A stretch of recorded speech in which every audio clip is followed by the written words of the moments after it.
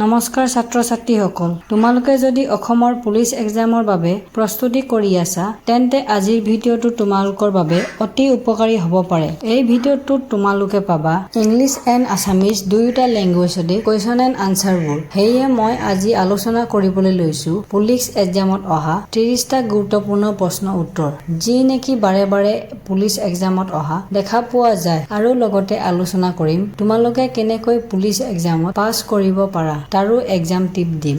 গতিকে ভিডিঅ'টো শেষৰলৈকে চাবা যাতে এক্সাম টিপ মিছ নকৰা। যদি ভিডিঅ'টো ভাল লাগে লাইক আৰু চেনেলটো ছাবস্ক্ৰাইব কৰি থবা এনেবোৰ ভিডিঅ'ৰ বাবে। তেনেহলে দেৰি নকৰি ভিডিঅ'টো আৰম্ভ কৰো আহা। Question number 1, what is the state সং অফ আছাম? আনসাৰ, অ মোৰ আপোনাৰ দেশ, ৰিটেন বাই লক্ষ্মীনাথ বেজবৰুৱা। প্ৰশ্ন 1, অসমৰ ৰাজ্যিক গীত কোনটো? অ মোৰ আপোনাৰ দেশ, Lakshminath Bezbaroa. Question number 2, who was the first chief minister of Assam? Answer, Gopinath Bordoloi. প্ৰশ্ন 2, অসমৰ প্ৰথম মুখ্যমন্ত্ৰী কোন আছিল? Gopinath Bordoloi. Question number 3, what is the motto of Assam police? Answer, always at your service.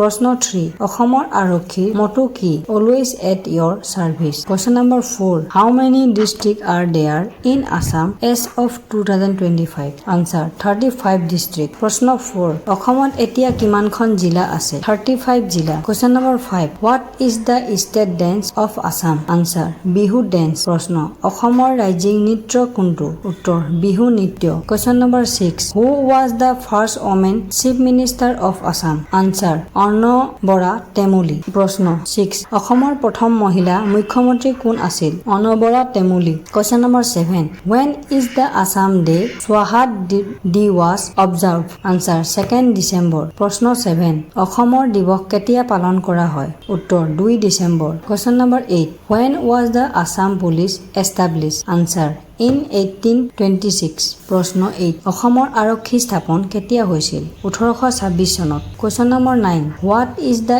State flower of Assam?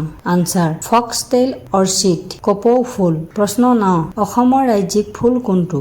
উত্তৰ, কপৌ ফুল, foxtail orchid. Question number 10, what is the state tree of Assam? Answer, Hollong tree. প্ৰশ্ন 10, অসমৰ ৰাজ্যিক গছ কোনটো? অজাতি গছ, হলং।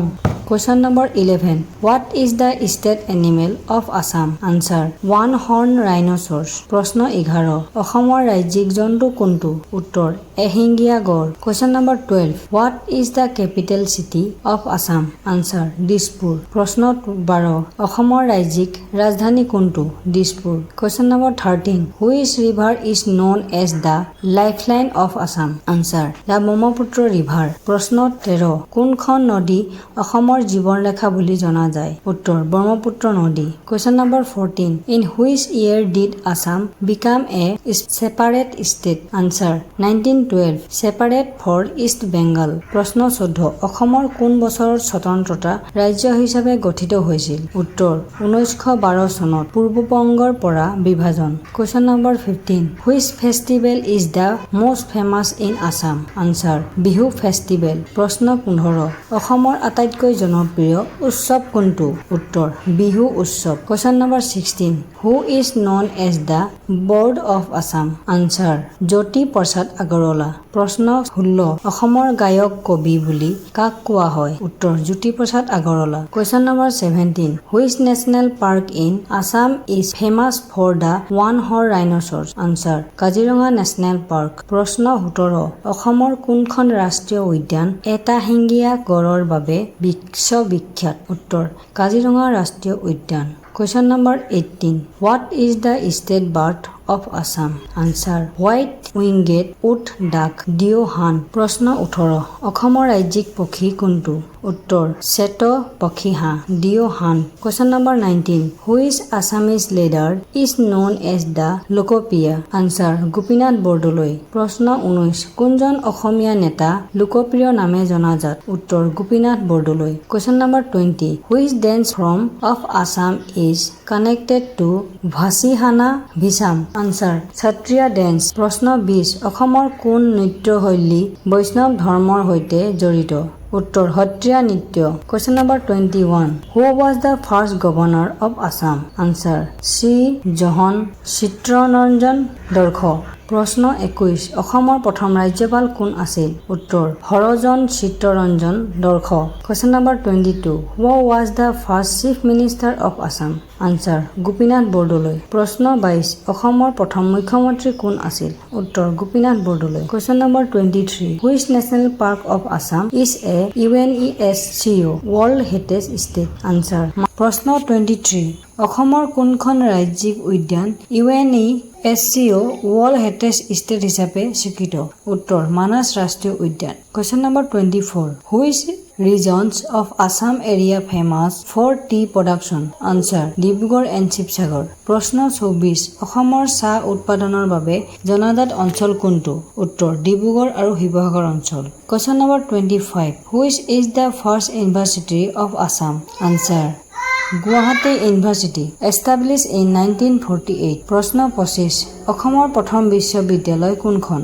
উত্তৰ গুৱাহাটী বিশ্ববিদ্যালয় 1948 চনত স্থাপিত Question number 26 Who is called Kavi Shankar Sanit poet of Assam Answer Srimanta Sankardev প্ৰশ্ন অসমৰ কোনজন কবিক কবি শংকৰ বুলি জনা যায় উত্তৰ Sankardev Question number 27 Which city of Assam is known as the tea city of India Answer Dibrugarh প্ৰশ্ন 27 অসমৰ কোনখন চহৰক চাহৰ নগৰী বুলি কোৱা হয় উত্তৰ Dibrugarh Question number 28 Who was the first woman IAS officer from Assam Answer আমলা আচাৰ্য প্ৰশ্ন 28 অসমৰ প্ৰথমজন মহিলা IAS কোন আছিল অসমৰ প্ৰথমজন মহিলা IAS কোন আছিল উত্তৰ আমলা আচাৰ্য Question number 29 Which traditional sweet of Assam is most popular Answer পিঠা especially তিল পিঠা প্ৰশ্ন 29 অসমৰ ৰাজ্যিক মিঠাই কোনটো বুলি জনা যায় উত্তৰ পিঠা আৰু লাৰু বিশেষকৈ তিল পিঠা Question number 30 Which place of Assam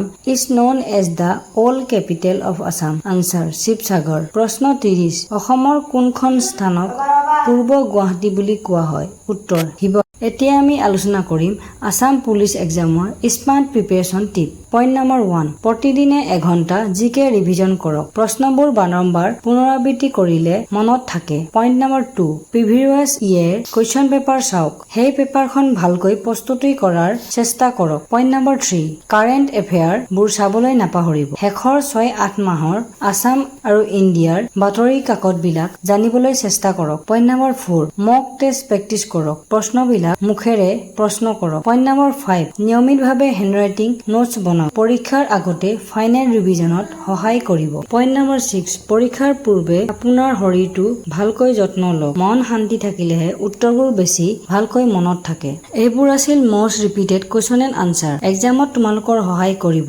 next ভিডিঅ'ত আমি নিউ ইম্পৰ্টেণ্ট টপিকৰ ওপৰত আলোচনা কৰিম যদি ভিডিঅ'টো ভাল লাগে তেনেহলে চেনেলটো সাবস্ক্ৰাইব কৰি থবা ধন্যবাদ